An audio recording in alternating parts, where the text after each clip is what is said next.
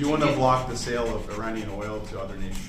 মসনদে বসেই একের পর এক নির্বাহী আদেশ আর নিষেধাজ্ঞা জারি করছেন মার্কিন প্রেসিডেন্ট ডোনাল্ড ট্রাম্প। ক্ষমতা গ্রহণের আগে থেকেই বেশ কিছু দেশের সঙ্গে কঠোর হওয়ার কথা জানিয়েছিলেন তিনি। শুল্ক আরোপ ও নিষেধাজ্ঞার মাধ্যমে নিজের প্রতিশ্রুতি বাস্তবায়নের দিকে এগোচ্ছেন ট্রাম্প। এবার ইরানের ওপর সর্বোচ্চ চাপ প্রয়োগের কৌশল অবলম্বন করতে যাচ্ছে যুক্তরাষ্ট্র। ইরানের তেল রফতানি শূন্যের কোঠায় নামিয়ে আনতে এবং তেহরানকে পরমাণু অস্ত্র অর্জন থেকে বিরত রাখতে মঙ্গলবার ওভাল কার্যালয়ে একটি স্মারকলিপিতে স্বাক্ষর করেন মার্কিন প্রেসিডেন্ট, যেখানে তার প্রথম মেয়াদের সময় ইরানের ওপর জারি করা কঠোর নীতি পুনরায় কার্যকর করার নির্দেশ দেওয়া হয়েছে।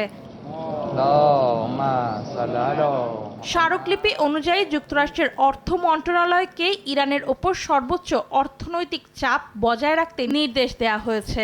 এতে ইরান বিরোধী নিষেধাজ্ঞা আরও কঠোরভাবে বাস্তবায়ন করা হবে। যেসব প্রতিষ্ঠান এসব নিষেধাজ্ঞা লঙ্ঘন করবে তাদের বিরুদ্ধে ব্যবস্থা নেওয়ার কথাও বলেছেন ট্রাম্প। এদিন জাতিসংঘের মানবাধিকার পরিষদের সঙ্গে মার্কিন সম্পৃক্ততা বন্ধের নির্দেশ দিয়েছেন ট্রাম্প। এছাড়া ফিলিস্তিনে জাতিসংঘের ত্রাণ সংস্থা UNRWA এর জন্য তহবিল বন্ধেরও নির্দেশ দেওয়া হয়েছে। মঙ্গলবার এ সম্পর্কিত নির্বাহী আদেশে স্বাক্ষর করেন মার্কিন প্রেসিডেন্ট।